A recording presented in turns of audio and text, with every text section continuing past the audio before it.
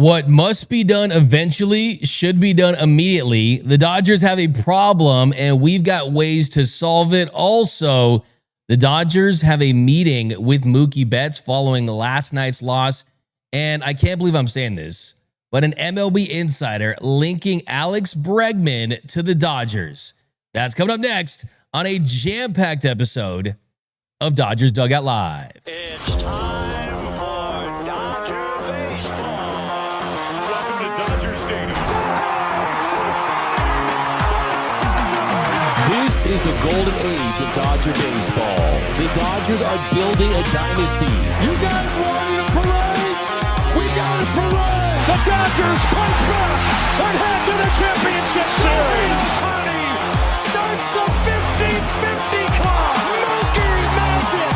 Freeman hits the ball to right field. She is gone.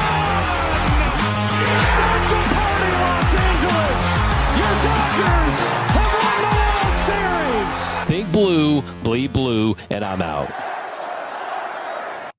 What is up, Dodgers Nation, and welcome to another episode of Dodgers Dugout Live, the #1 Dodgers podcast and Dodgers show on YouTube. My name is Doug McKain. I cover the Dodgers for Dodgers Nation, credentialed member of the media. You can follow me on X and Instagram at DMAC_LA. If you are new to the channel, join over 135,000 Dodgers fans, the #1 Dodgers YouTube channel.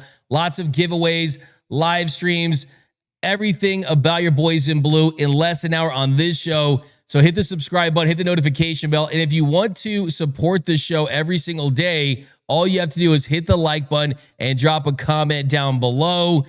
Got my man Noel Sanchez, super producer, rocking with us as always. This is a live stream, so drop those comments, drop those hot takes, drop those questions down below. We are going to answer those later on the 7th inning stretch. But anything you got during the show, Noel's going to be looking for your comments. So definitely comment down below.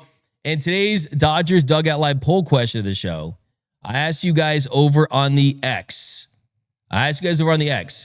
Should the Dodgers move Teoscar Hernández back to left field? What would you do? And right now, 90% say yes, while 10% say no. So go over on our X and vote and drop your comments over there too. But we've got so much Dodger baseball to get into. Lots to talk about on this episode. Leading off, the hottest story in Dodger baseball. So the hottest story in Dodger baseball comes from the LA Times. And that is, there was a report this morning that Mookie Betts had a meeting with the Los Angeles Dodgers brass, Andrew Friedman, president of baseball operations, and Dave Roberts after yesterday's loss. This report comes from Kevin Baxter, who wrote, on Monday, Hernandez threw to the wrong base in the 3rd inning, allowing the Rockies to score their 2nd run. And in the 9th, he was unable to hold Ezequiel Tovar's bloop double. 2 pitches later, warming Bernabel bounced in a single up the middle, scoring Tovar to end the game. And he said that Mookie Betts had a meeting in the manager's office with Dave Roberts and Andrew Friedman. Quote, the Betts conversation afterward was private, but the circumstances that led to it were not. Clearly, the bullpen is not the Dodgers' only problem. So that is all of the details and information that we got from that meeting. And who knows what that meeting was about. He is speculating here that it was specifically about Teoscar Hernandez's play in right field, but we do not know. Now, the Dodgers take on the Rockies again tonight in Colorado, so I'm sure Dave will be asked about that at the start of his press scrum. But for now, all we can do is speculate. Now, is that the most logical reason for that meeting? Certainly. I mean, it could have played out in a couple of different ways. After the game, Mookie Betts is frustrated. He's one of the leaders of this team. And let's not forget that a couple years ago when Gavin Lux wasn't able to hold it down at the shortstop position, it was Mookie Betts that went to them and said, hey, I can do it. And then last year, when Mookie Betts came back after the injury, they had a meeting, and the meeting was about him going back to right field. So it's not outside of the realm of possibility that Mookie initiated it and said, hey, I don't know what needs to be done. I don't know how we need to fix this thing, but if you need me to go back to right field, I'm willing to do that. Or if it was the other way around, Andrew Friedman and Dave Roberts, where they're frustrated, they're saying enough's enough, they understand the deficiencies that Teoscar has in right field and how that's cost him this season. They know that you got a month plus left of baseball before the postseason begins. So if you want to address this, you got to do it sooner than later. If you are going to make a change, maybe it was Andrew Friedman, maybe it was Dave Roberts that just wanted to check in with Mookie Betts. It could have been, hey, what is your perspective on this situation? Even if it's not involving Mookie going to right, maybe they just want to get his opinion on the outfield situation for the Dodgers, right? So there's so many different ways that this could have gone. I think the most dramatic version is the organization making a rash decision and saying, no, this has to end tonight. Or was it Mookie saying, no, I'm willing to do whatever it takes. I know that I've made it clear in the last couple of years that I wanted to play on the dirt. First, it was Mookie playing second base. And then because of the pressing need at shortstop, he filled in there. And I think if you're Mookie too, at this point, you had nothing to prove. You did it. You did it, Mookie. You said, hey, no one thought I could play shortstop at a big league level, at an above average level, north of 30, having never played there on a full-time level throughout my professional career at this time. He's done it. And he's done it admirably. He's continued to get better. And that could be the case. So we'll find out today. I think that this issue doesn't necessarily mean that Mookie has to go to right field, but I do think that's one of the team leaders. His feedback is incredibly important. Let's not forget that on Mookie Betts' podcast with Teoscar Hernandez this offseason, he made it very clear that one of the reasons why he wanted to stay at shortstop was to keep right field open so Teo would re-sign here, because that's where Teo wanted to play. He wanted to be a right fielder. So we talked about it on the postgame show yesterday, all of the different scenarios, but I want to get deeper into it. I want to get deeper into it because I see a lot of opinions out there, a lot of people even wondering, hey, D-Mac, wouldn't we still have the issue of Teoscar Hernandez being a below average defender in the outfield at left, and he's still going to hurt this team defensively in left, just like he has been this year when he's been in right? We're going to talk about that next. We're also going to tell you the fix that I think the Dodgers will highly consider that will be the go-to outfield configuration during the postseason. But first, let's hear from Teoscar Hernandez. Here was him after the game talking about his play in the outfield. We were playing no doubles. Like you said, it's a big outfield. I was really far. I tried to make the play. I didn't. It came out of my glove, so unfortunately. So things to happen.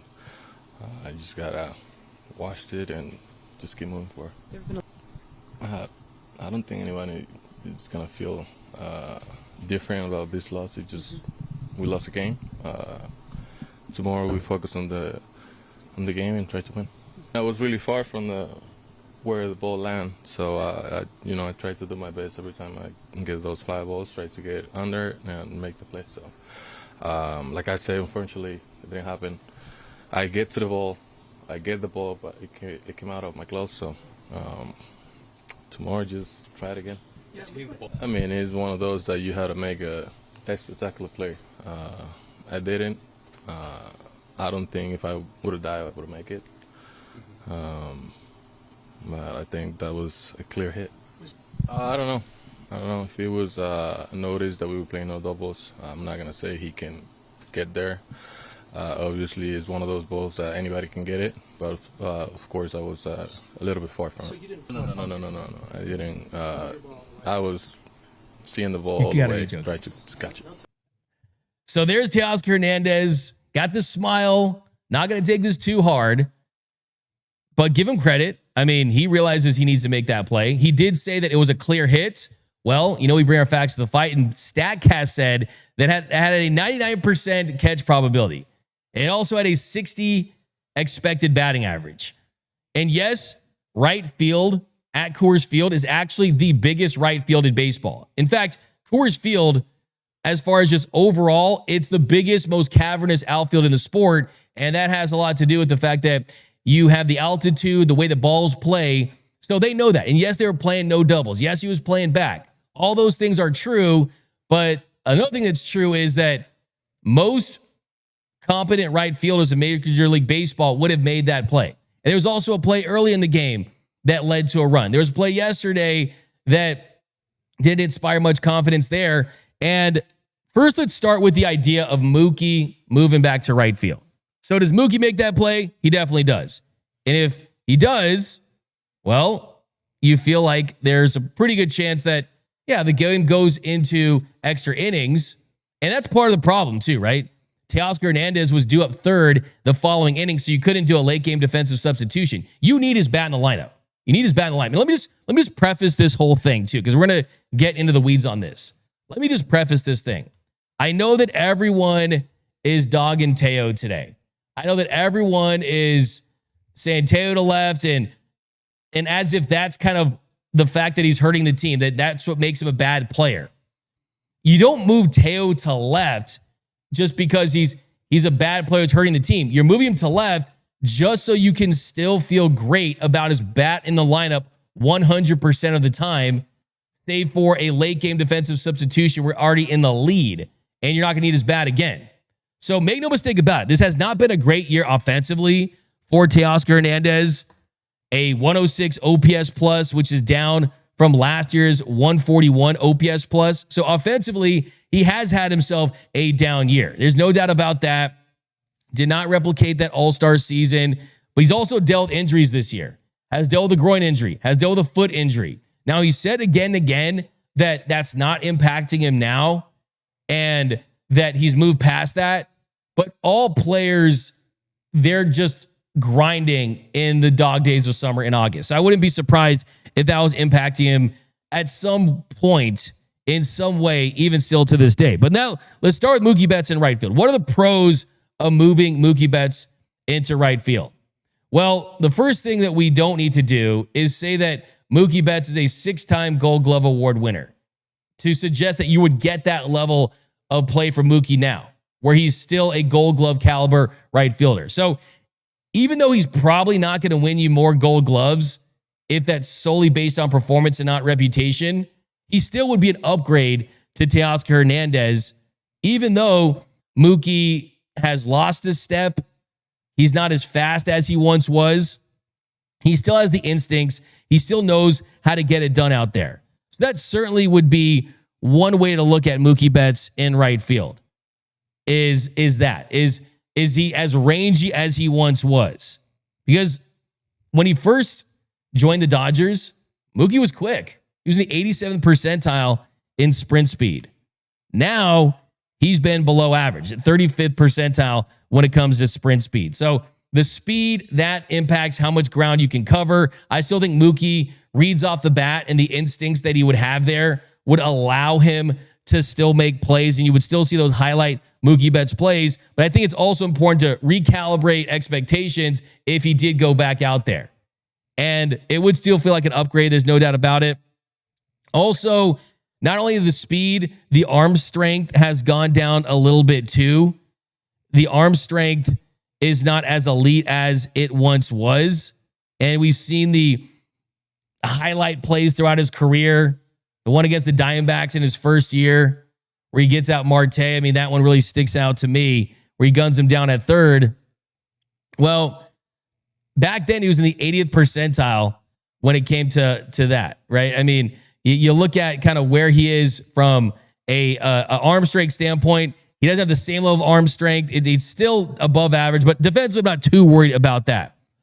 But I think the issue with Mookie Betts going to right field would be this. One, he hasn't played all year. Two, the shortstop spot has been taken over by Mookie. He started to hit again, and he's been familiarized with that position to the point where, is it too late in the season to thrust someone else in there and expect production at the plate and their ability to play that position defensively? So it's kind of, what are the net benefits of plugging in a new shortstop there instead of Mookie Betts? Because here's the options. Tommy Edman, who the Dodgers won the World Series with as their shortstop in 2024. Well, Tommy Edman, he didn't grade out that great at the shortstop position. Yes, they won a World Series with him, but he didn't play that position as well as a Miguel Rojas did. And then on top of that, he's been dealing with an ankle injury all season long. We saw when he re-injured it, he had a single against the Tampa Bay Rays, and he's rounding first, and he tweaks that ankle once again. Well, you have to cover more ground playing shortstop. So one thing you could do if you want to limit the wear and tear and you don't want to increase the injury risk for Tommy Edman is the safest spot for Tommy Edman would be at second base, where he's been a Gold Glover, where that's where he grades out his best defensively, and you keep Mookie Betts at shortstop. And then you at least have an upgrade defensively at second base. Mookie continues to get experience at that position all year. And you don't throw him into right field where you're not going to get the same results as prime Betts in right field. And then you also look at the other options.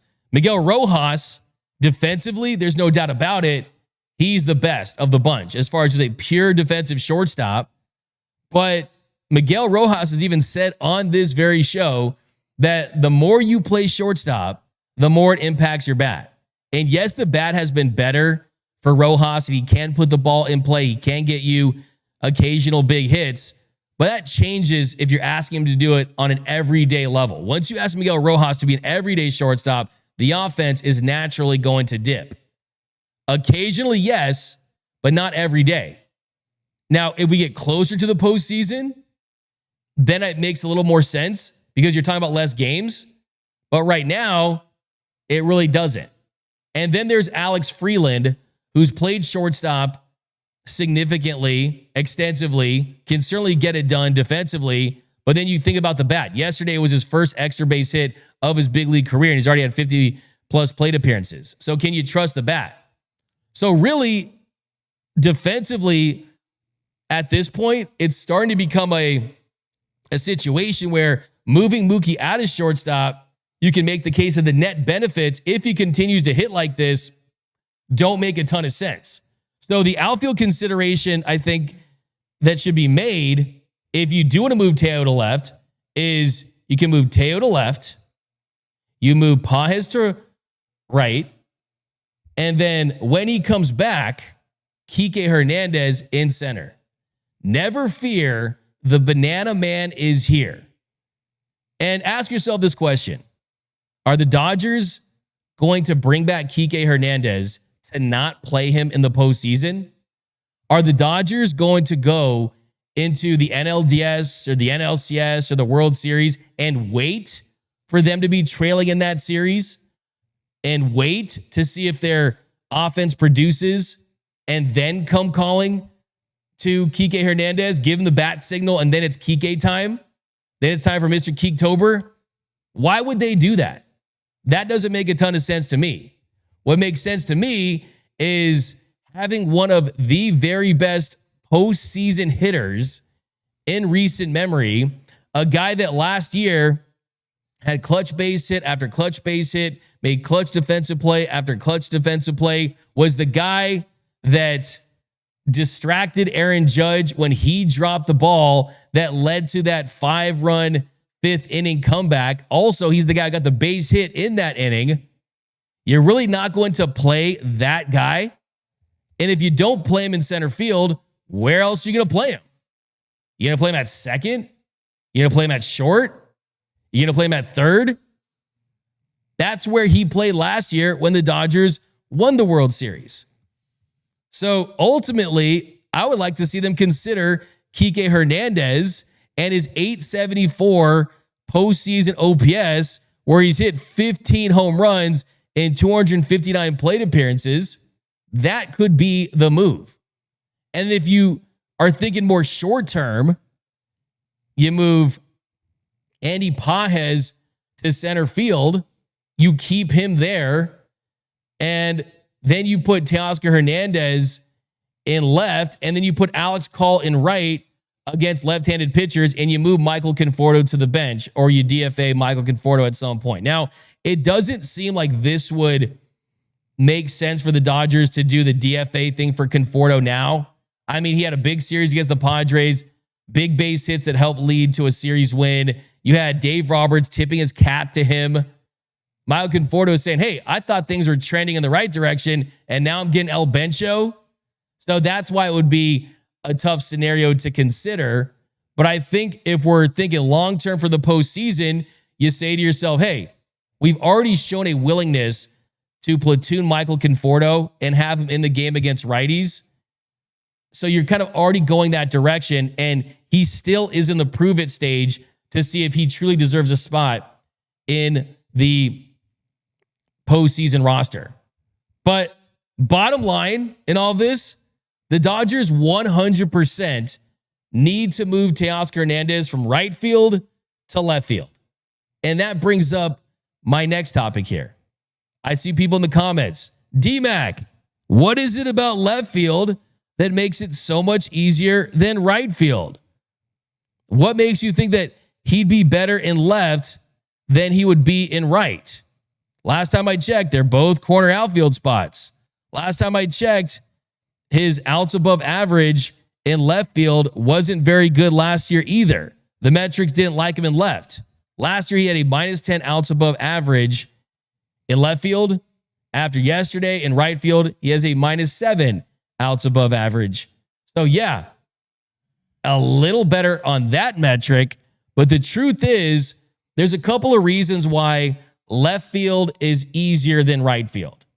And the reasons are, when you're in right field, let's say there's a play where you're trying to track down a ball and you see there's a different spin on it, and you got hitters, right-handed hitters slicing balls. It's just a different type of read for a right-handed batter and a player in right field. Like last night, the bloops, the slices, the different types of spin on it.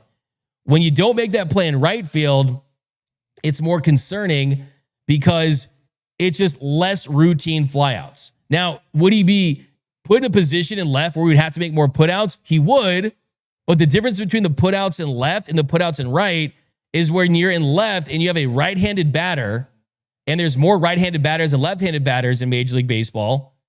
But when you put the ball in play and you fly out to left field, there's less spin. It's more routine. It's straighter.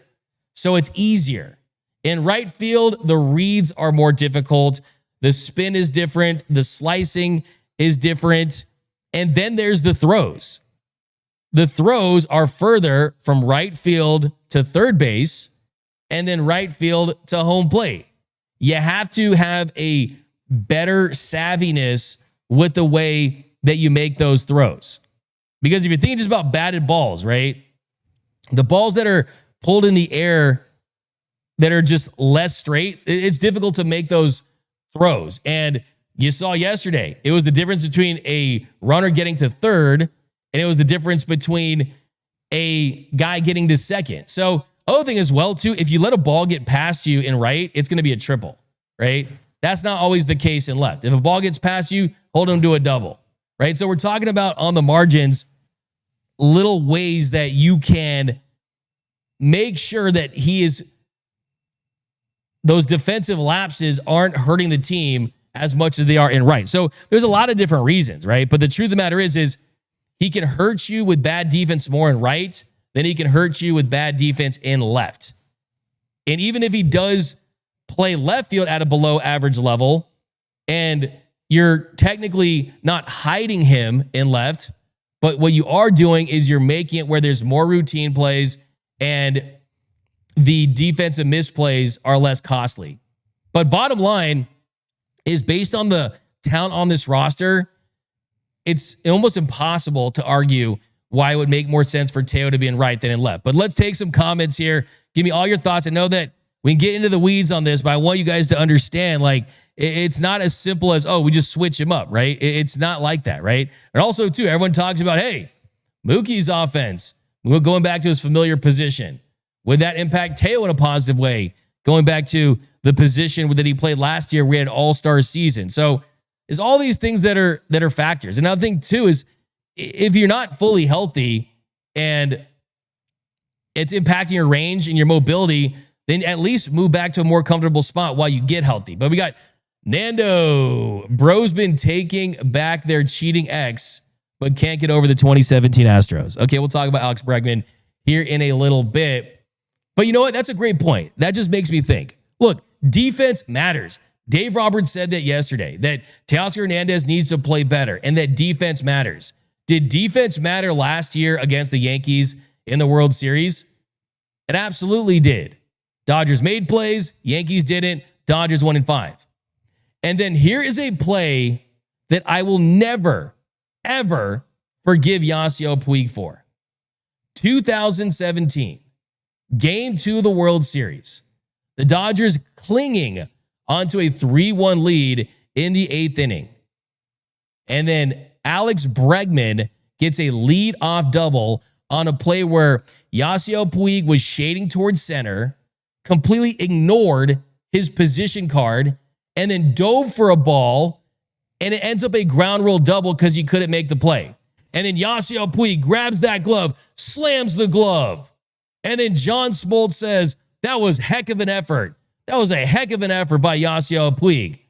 But the truth is, Yasiel Puig had a reputation for ignoring his position card. There was a story where he used to rip up his position card. And if he makes that play, it's 1 out. The Dodgers up 3-1. And I think they win that game. And I think they ultimately win that World Series, even though the Astros cheated. Because what happened after that? Carlos Correa got the ground ball up the middle. He made a 3-2 game. Then you had the home runs, Altuve. You had the Marvin Gonzalez. You had the Springer home run. One thing makes me laugh, by the way, a little bit of a side here. I'll always laugh when Charlie Culberson hit that home run, I believe it was the 11th inning, to make it a 5-4 game. It was a solo shot with 2 outs. And Charlie Culberson is going around, yeah. And he goes and cross home plate. He points, yeah. And then Joe Buck goes, I kind of think that Charlie Culberson thinks he just tied the game. I'll always laugh at that.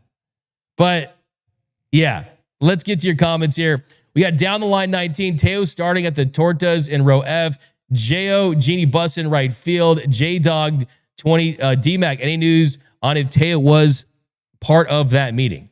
I doubt that he was, just because he addressed reporters around the same time that meeting was supposed to take place.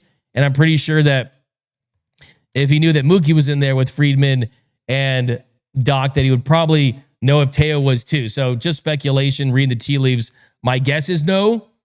I think that's more of something to, hey, let him sleep on it, and maybe we'll talk about it early today in Colorado. But hey, there's always a reason to be excited about Dodger baseball, and it's going to be exciting to see what that lineup looks like. Now, Dave did say yesterday something along the lines about having him in the lineup, but he didn't necessarily specify that it was going to still be in right field. The Dodgers typically don't do dramatic and make just rash decisions like that. So it would be pretty surprising, but it's not impossible.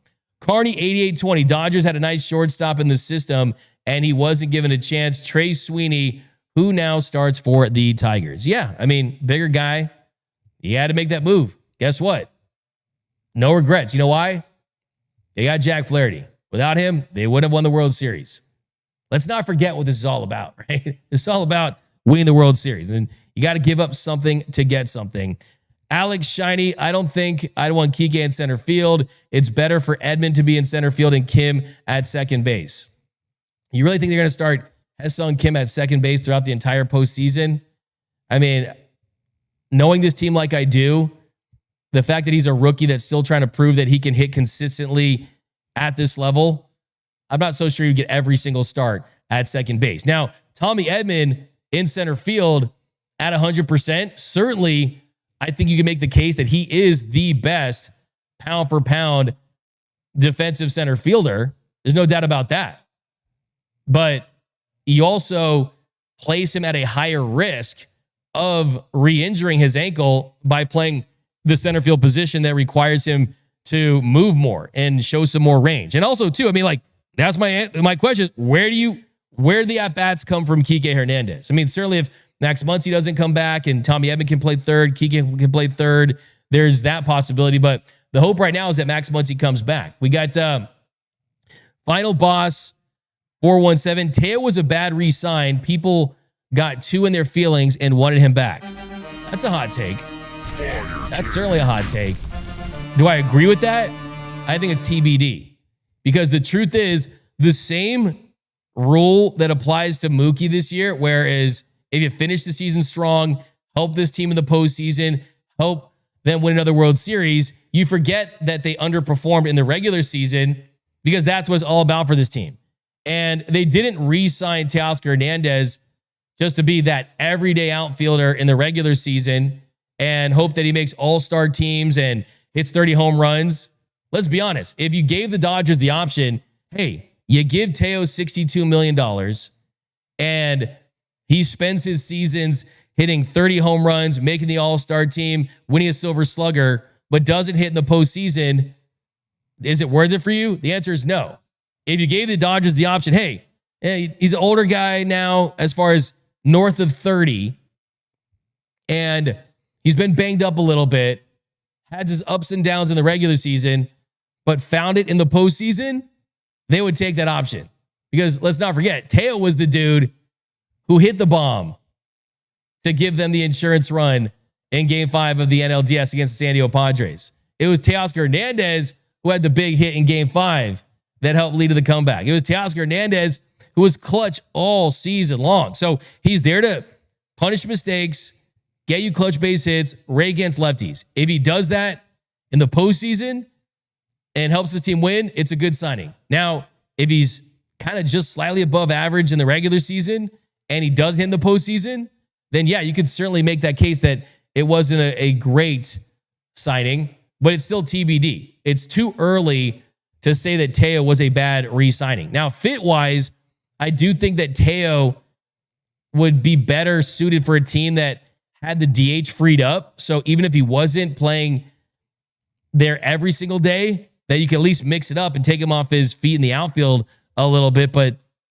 the key is to kind of keep his bat in the lineup while kind of looking past those defensive deficiencies. Simone Carnell, defense wins championships. Yeah, look, Mookie Betts, if he doesn't make that shoestring catch and throw out Marcell Ozuna, who left third early in the 2020 NLCS, yeah, I don't think they win that World Series. If Cody Bellinger doesn't rob Fernando Tatis Jr., that could have gotten interesting.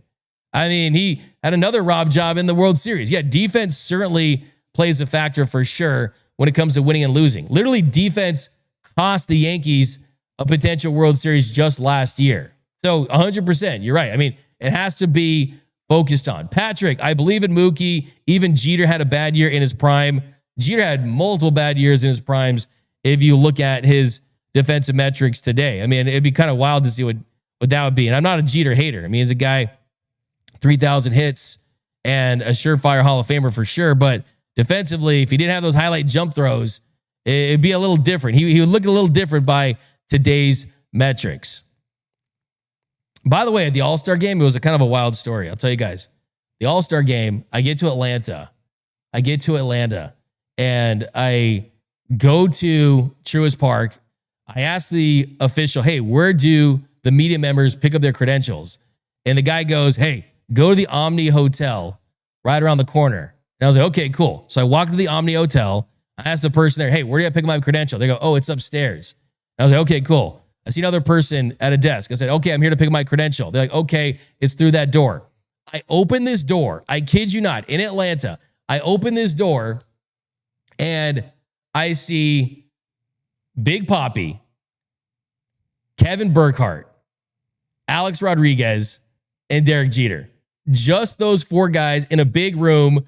I go in there and it's just me and those four guys. And then also John Smoltz was there. And I tell John Smoltz, I was like, hey, John, I just saw your piece about how Shohei Ohtani should just pitch. And then if he did just pitch, he would be the best pitcher in baseball. And I was like, you really think he should do that? And Smoltz like, yeah, I think he should. I mean, it'd be fun to see. And then I was like, yeah, but honestly, if he did that, he wouldn't be the unicorn anymore. And then Derek Jeter goes, hey, this guy's got a point. So it was a pretty awesome moment. It was crazy. And then I was like, all right, guys, I'll get the hell out of here. And I was in the completely wrong place. I was supposed to pick up my credential at the ballpark, but the person thought that I meant, where do you pick up your Fox credentials? And I was in the Fox credentials pickup area. But that was my story. So I'll forever love Derek Jeter for having my back and saying I had a point. But all right, guys, coming up next, we're going to talk about Alex Bregman. And then later, we are going to get your takes about the outfield situation, about your Los Angeles Dodgers. That's coming up next on Dodgers Dugout Live.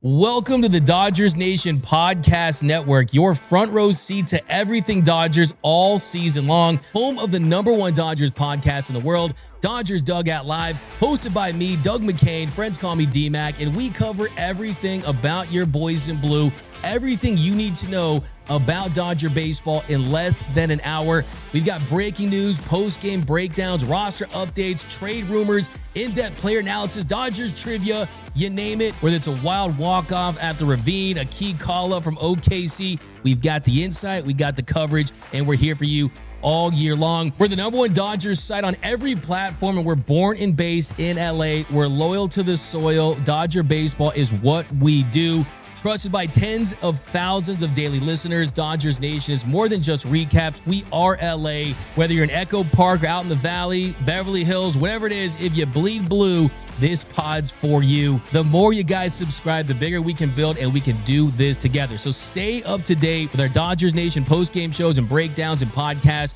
You can listen while you're lifting, while you're in traffic, or while pretending to answer work emails. We won't tell. Subscribe now on Spotify, Apple Podcasts, or wherever you get your baseball fix. So if you're a new listener or a longtime listener to the podcast, write us a review and we'll read it on the show. Join the conversation, stay ahead of the game, and never miss a pitch with the Dodgers Nation Podcast Network. And welcome back to Dodgers Dugout Live, the #1 Dodgers podcast and Dodgers show on YouTube. Okay, here in our next segment, we're going to talk to Alex Bregman because I had a lot of people asking me about it. D-Mac, are the Dodgers going to sign Alex Bregman? Well, Jim Bowden of The Athletic, he has linked Alex Bregman with the Dodgers. And we know about the past, 2017, everything that went down with that. But Alex Bregman could opt out of his contract, and he is looking for a multi-year deal. The Dodgers are in a situation where their third base position, it's pretty unclear which direction they would go. And Alex Bregman is a third baseman that's going to hit the market. So just for starters there's the whole, well, the Dodgers have a need, and here's the biggest player that's going to be available to fill that need. The Dodgers have the money. Would it be Alex Bregman? Would they consider it? Well, before I hit you with the Randy Jackson, that's a no for me, dog. Offensively, dude rakes. He absolutely does. He's been a beast this season. A 154 OPS plus, 926 OPS, 16 home runs, 90 hits, and 290 at-bats. Already a 4-WAR season for him. Defensively, Alex Bregman still can get it done at the hot corner. Not elite, but at least he's in average territory. The contact numbers above average when it comes to hard hit rate, average exit velocity, expected slug. Does not chase, does not swing and miss very often, does not strike out very often, has an above average walk rate. He's 31 years old. He's looking for a big bag, well over 100 million, 200 million. Who knows what range he's looking at. But this is Alex Bregman we're talking about, man. I don't care how good he is. Would the Dodgers really consider Alex Bregman, who was one of the key members of that team? A guy that never really apologized for what the Astros did. Now, I get it. You want to win. I get it that he would he would fill that position, but I just couldn't see it. I can't wrap my head around a trash throw becoming a Dodger. It's just too difficult to stomach. And I get it. 2017 was a long time ago. And you know what? When it comes to the 2017 cheating Astros, I may as well be an archaeologist the way I dig up the past. But I also think, too, Murakami is a guy who's out there. Max Muncy has a $10 million club option. Do you really think the Dodgers are going to move on for Max Muncy if he comes back and rakes and all he does is hit 30 home runs a season, give you 100 RBIs, sees 4 pitches in at bat?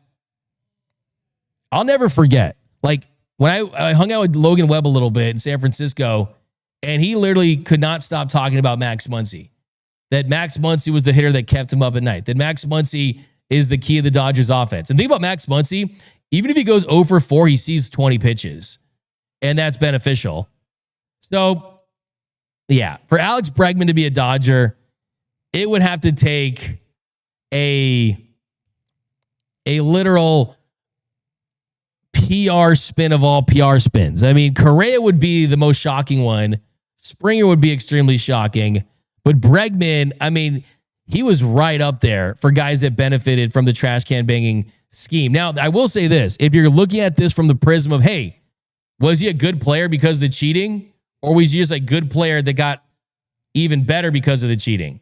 Well, the truth is, Alex Bregman has proven to be an all-star great hitter well after the Astros got popped. But I just couldn't do it. I could not do it. And it's also, do you really want to pay a third baseman at 31 years old that kind of money when you know that there's going to be a lot of decline on that contract? The early season Mookie scared me. That, you had all these big deals, the decline is coming. And is he a player at his height that's going to age well? I don't know. At the plate. I actually did talk to Alex Bregman at the All-Star game, and I asked Alex Bregman what it was like to have Walker Buehler as his teammate. And he told me he loved it. He said that they had played together in Team USA ball a long time ago and that he loved being Walker Buehler's teammate. I also asked Alex Bregman if you could pick 2 of your Red Sox teammates to have your back in a bar fight, who would they be? And one of them, he said, was Walker Buehler.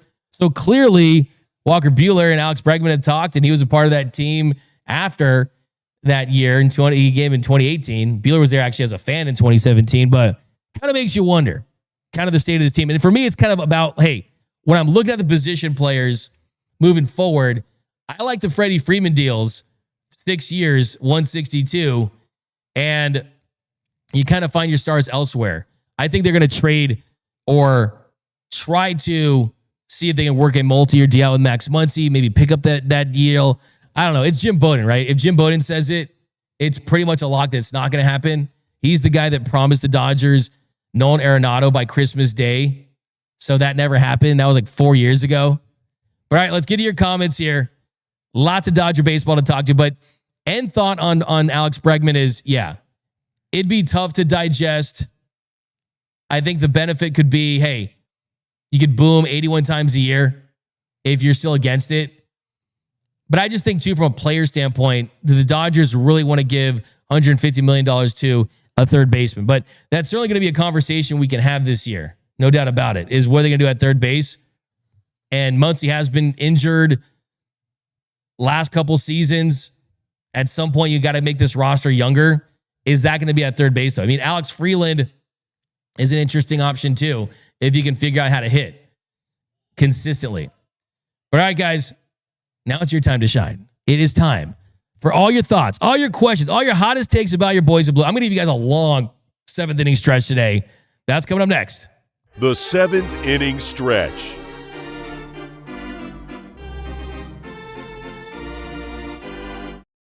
Drew Durr, I'll pay Bregman the league minimum, done deal. We got Claudia Levin, nah, hard pass. Let's have some integrity. Ron Fig says gross. Ishmael Sanchez, this goes back to when Correa was linked to the Dodgers. That is a hard no for me, just like it was for Correa. I'm curious to see, Rob, are there anyone that actually want Bregman, and what's their case for Bregman? I'd be curious. Like I said, Everyone's opinions are welcome here. Scotty doesn't know cheating is one thing against our Dodgers. F.A. Bregman. We got D-Mac with the medium shirt, show off the gun show. I don't know about that. No, man, I got to get back in the gym, man. I actually was there last week benching for the first time in a while, man. It was like just doing the bar. Ron Stoppable, 2020 NLCS still gives me goosebumps. Yeah, that was an incredible series. Mookie made a ton of great plays. Cody Bellinger with the game-winning home run off Chris Martin. Alex Shiny, I don't think I had won Kike in center field. Yeah, I mean, where do you want him then? So you're saying you don't want Kike getting every game at bats in the postseason? We saw what happened in 2023 when they waited late to get Kike in there. Cheating is a disqualifying factor. That's from Snafu. We got wasting time talking about Bregman. I disagree. I think it's, hey, I try to keep it fresh on this show. Talk about other things. Walker is a lover, not a fighter. That's from George. I don't know about that. I think Walker is a lover. Malachi, Kyle Tucker is the only Astro I F with. Yeah. Did you see Tucker actually? They benched him because of the slump that he's been on. So, yeah, I mean, everyone goes through slumps. Kind of more my point, more than, hey, you wouldn't want to because of that. But there was a rumor from Bob Nightingale that the Dodgers would throw their hat in the ring potentially for Kyle Tucker. So that'll be interesting to see if they go that route, how they get deep, how deep they get into discussions. I also see people too. Yesterday I saw someone like, yeah, the Dodgers are cheap. They didn't want to go out there and sign Juan Soto, and now they end up with Teoscar. I mean, come on now. It's a difference of, I don't know, $740 million. I mean, no, $640 million. A lot of money. Let's just say that, depending on the taxes and things like that. D-Mac, what's up with Ryan Ward? Can he get an opportunity? I think going back to our conversation about the defense, the question is, one, can he play outfield in the show at a competent level? And then two, will his bat play up? So we know it. I mean, just name the guy, right? Naming the guy that was, oh my gosh, he's raking. He's raking down at the minor league level. He's the missing piece. Call up Lamb. Call up this David Bodie. Call up this guy who's raking at spring training, guy who's raking at the minor league level. Oh, bring up Dalton Rushing. Bring up Alex Freeland. Bring up Ryan Ward. And it took Pages a little while to figure it out. It took Will Smith a couple games to figure it out. But more often than not, it's a longer process to assume that these guys are going to get called up and be able to hit big league pitching consistently. I mean, the slump is inevitable. We saw what has Sung Kim this year. So I think that, yeah, it's great to see what Ryan Ward's been able to do down there. But you have to kind of trust what the Dodgers are doing and kind of know with him. And if you want to go the Ryan Ward route, you would have had to do it earlier in the hopes that you would kind of go through the process with him. Because if he comes up and gets to a hot start and you keep him up there and you keep rolling with him, then they adjust to him and then he slumps at the wrong time late in the year in the postseason. Then how much good was it considering he's going to be a free agent, right? So, yeah, I think there's those considerations as well. D-Mac, what are our other shortstop options in the minor league level? This is from Joe Magazzini over on the X. I mean, really, there's not a ton. I mean, the truth of the matter is you kind of look at position players that are on that 40-man roster that are at the minor league level. The list starts and ends with Esteury Ruiz. And Ruiz got his opportunity. His at-bat quality wasn't great. He had some defensive issues in the outfield. Outside of being a plus base runner, he didn't give very much to this team. And then you look at guys like the Michael Chavises, the Nick Senzels, Cody Hosey, who was the highly touted third baseman. Those are guys that you just don't feel like have the upside play to play on a roster like the Dodgers. So you're going to have to either look internally, Alex Freeland, continue with Mookie Betts. Who knows? Do they consider signing Bo Bichette in the offseason? A guy that we talked about on this show extensively over the last couple of years.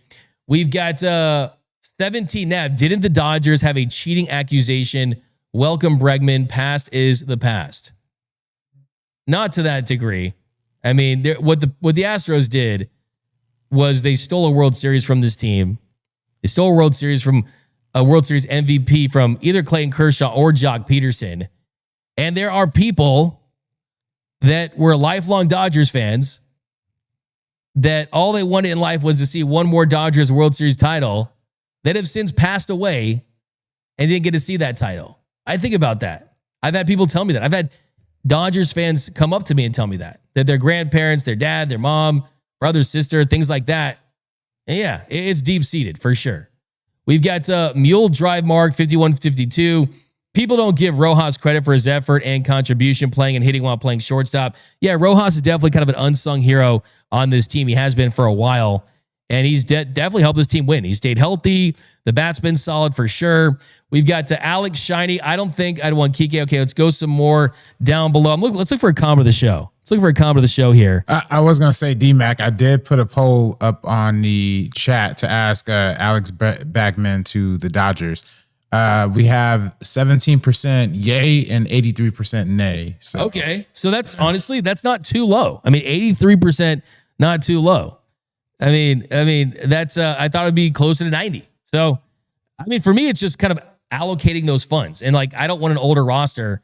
And before you blink, it'll be a 33-year-old Alex Bregman who, yeah, I mean, look at the size, 5'11", still probably could be productive at the plate. But I'm thinking about, hey, how do we stretch this thing out as long as possible with Shohei Ohtani?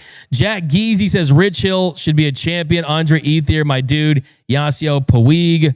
Yeah, hey, Andre Ethier made that last out. Rojas and Kim shares shortstop. Yeah, those are the route. I mean, Rojas, Kim, Edmonds a possibility. Guys that you could rotate there in shortstop if you were going to move Mookie into right field. Conforto DFA from Lavin. We've got Justin Lamas. Yeah, I'd take Bregman at third base. Think about Conforto and DFAing him is like, do you have that many better options? Like, I mean, Alex Call, is he that better of an option than Conforto? I still think that if things click for Conforto, he can still help this team. And I haven't sold all my stock. I really have not. I mean, the truth of the matter is, I mean, look at a guy like Buddy Kennedy. Buddy Kennedy is a negative WRC plus guy. I mean, he's not even replacement level offense. Miles Conforto, he's below average, but he's not negative. And I still think that there is some sliver of hope that he can find a way to help this team in some capacity. Senior Jefe, D-Mac, either move Teo to right or sit him and use him as a pinch hitter if you need a spark. Teo doesn't want to play defense. So first and foremost, Senior Jefe, you're not going to have Teoscar Hernandez as a $62 million bench piece. That is not happening. I mean, that's not under any consideration. Teoscar Hernandez is going to be in the starting lineup, and his bat is going to be important for this team. This team needs Teo to hit for them to win another World Series. He's crucial to this offense. Let's not forget that Teoscar Hernandez was huge for this team, that this team would not have probably won the World Series last year if it wasn't for Teo. I still think the butterfly effect of that Game 5 was so important that the Yankees would have had so much momentum. They would have had a pitching advantage. The Dodgers would have been a little out of gas. The pressure would have been right back on LA if you're going back to Dodger Stadium for a Yankees team that had a lot of success, that has had a lot of success against that Dodgers team throughout the years in the World Series. So for Teoscar Hernandez to step up, let's not forget, it was Teo that had the game-tying double that scored Betts and Friedman to tie things up at 5 in Game 5 of the World Series. And I think you need to see more of that. We got Kike used the Jedi mind trick on Judge. Haha, that's from Ron Fig. 275 vet, RLTW. I actually was sick AF earlier this year, and that was a huge thought. How many World Series runs would I miss? Not really sure what you mean by that. We've got. I think they're referring to when you're like fans dying before the World Series. Oh, okay, gotcha. Okay, I understand. Yeah, interesting. We got major mover D-Mac. Did you see Shohei Ohtani did not greet Mike Schilt during the Padres series? That's really interesting. So I've been meaning to go back and just look at all the footage from the first game that they played the Padres and see if Shohei Ohtani did, in fact, not give him the hat tip. Not, do the little bow right over to the manager like they all do, and the manager does it back. Shohei Ohtani does that to every manager. Did he really not do that to Mike Shildt? I'm going to be down in San Diego for the Padres series. I'll be looking for that in this next series. But Mike Shildt basically admitted that he essentially had Robert Suarez throw at Shohei Ohtani. So wouldn't that be something? Wouldn't that be something if Shohei Ohtani really did not do the classic Shohei Ohtani move? Let me know down below. Do you guys have any intel on that? Did any of you guys chat, go and watch that? I'm very curious to see if you're up on that. Could just be a little internet rumor. I'm just being honest here. I didn't go back and watch every single second of him going to the plate. Let's see what you guys have to say on this matter. We've got Shohei is angeling. We've got Sky says Conforto is batting better against left-handers, so don't understand why you keep putting him to pinch hit against righties. Yeah, last year he did have reverse splits. Typically, you're going to go with the traditional platoon advantage there, which is a left-handed batter versus right-handed pitcher. Who's in charge here, the players or the organization? Mookie to right, Teo to left. That's from Tony Loke. We got Sky doesn't know the most classiest baseball player. Not to do that tells you something. Yeah, that's a great point. There's no one that's classier than Shohei Ohtani. Did he really do that? Look at Hemi Turner. This is a comment of the show. He says, Kike needs to return with a popsicle bat. Give you Dodgers for life. Give you Let's Go Dodgers. Give you a nice little comment of the show. Braven Heart says, we care because we have a potential for a dynasty that will forever be remembered in baseball history. That's why there's a lot of flack. I think you're referring to the Alex Bregman thing. Bench Conforto from Alvarez, Claudia, Mike Shildt. Looks like an adult Bobby Hill. Hey, Bobby. I love that. That's hilarious. The inmates run the asylum on Dave Roberts. I totally disagree. It's collaborative with the entire organization. We've got Hemi Turner. Teo's best kind of defense is more offense. Yeah, and that's a great point. And that yesterday, the Dodgers scored 3 runs. Yesterday, the Dodgers went 2 for 11 with runners in scoring position, struck out 12 times. When you rake and you score a lot of runs, it masks the deficiencies on defense. But the truth of the matter is even if you have a great offense, in the postseason, you're not going to score 7, 8, 9, 10 runs a game. Pitching's better. The situations are more intense. There's a lot of things in play. So defense can flip a series, especially when teams are close. We've got to Dr. Villalobos. So put Pies in center, Teo in left, and Edmund or Dean or Kike when he comes back in center. Justin, just move Teo to left and send Conforto to Siberia. Come on now. Bruh. Come on. Siberia, I heard, is pretty nice this time of year, by the way. But I like your point, though. I like the late game substitution with Justin Dean, but that's certainly injury related. BL Boyd Roberts cannot simply say Teo needs to be better because saying it won't make it happen. You cannot teach reaction, and he's horrific at reading the ball off the bat. And that's why I mentioned that when you're right, the ball spins differently on slices. When you have a right-handed batter or a left-handed batter, it's just different. In left, it's more direct and there's more routine flyouts. It's very different. And that's the other thing too, is that defense does not slump. Offense slumps, you have your ups and downs, but defense should remain consistent. And yeah, I mean, reads off a bat, instincts, all those things are what make bad outfielders either good or bad, right? If you have that ability, and certainly I think the reaction hasn't been amazing.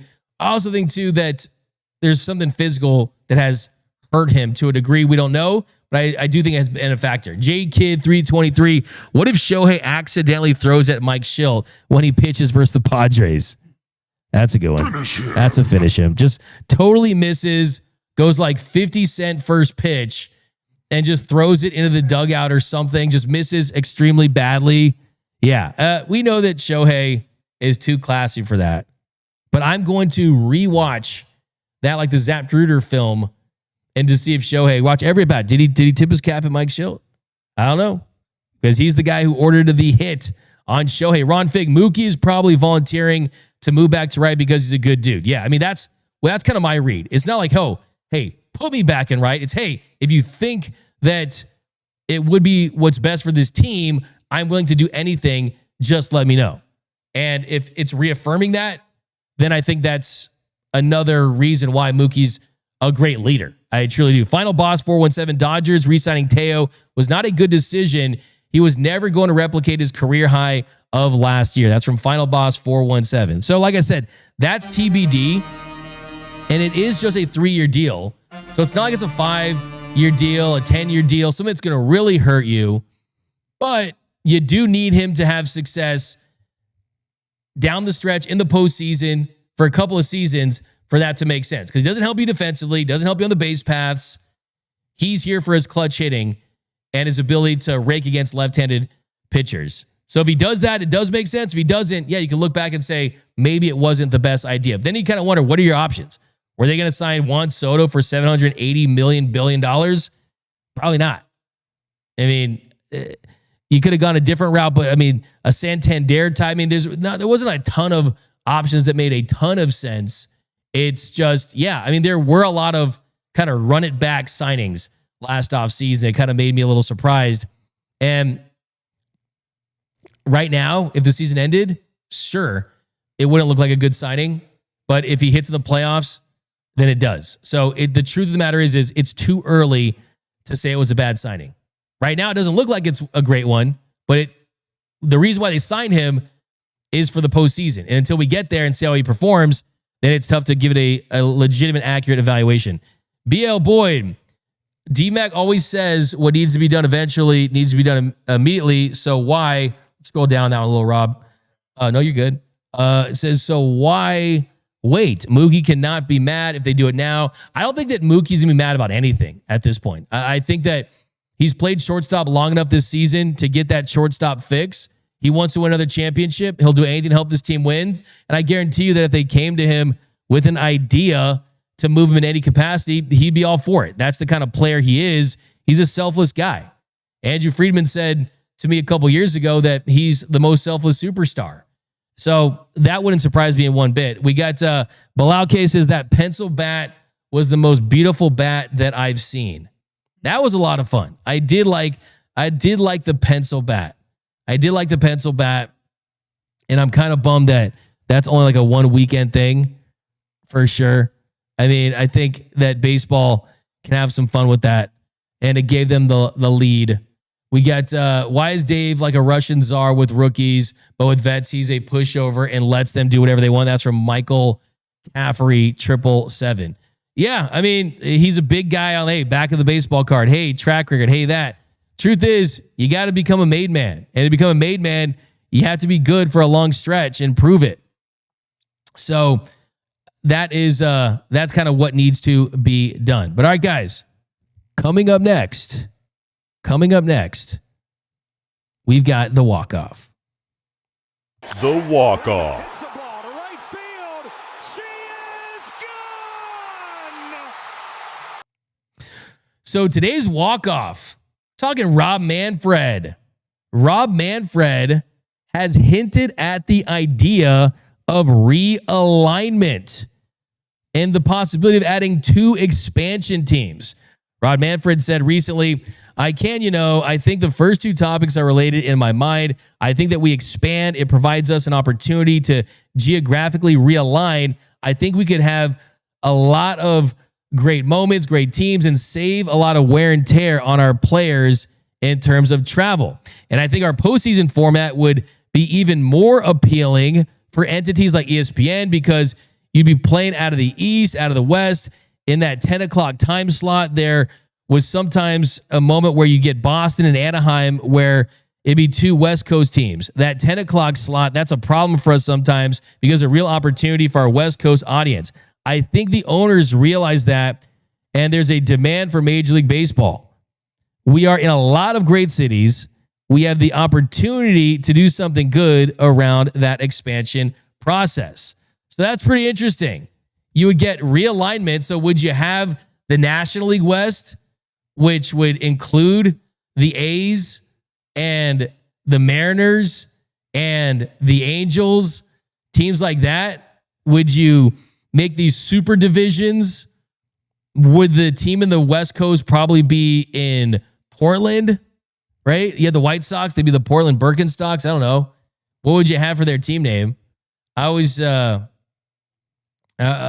the Trailblazers. You know, they got that in Portland. They could have something kind of similar to like that little Lois and Clark type of name.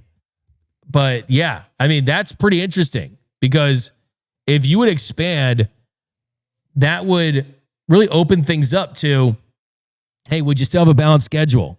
How does that impact how many rounds you have in the postseason? So yeah, that would be pretty wild right there. That'd be pretty wild right there. And let me know down below in the comment section. What do you think about that? Because I think the Dodgers Angels could be an even bigger rivalry if they were in the same division in some capacity. But a lot of moving parts would have to happen. I mean, if you most likely just add one team and one team, it wouldn't be too crazy. But that would be insane. But here we go. Realignment will help the posers win a division. Interesting. We got the seed. We've got the DMAC Ohtani in the game against the Cease. Did walk into the plate and did acknowledge Schilt. He is on his Schilt list. Okay, that's the comment of the show. His Schilt list. There you go.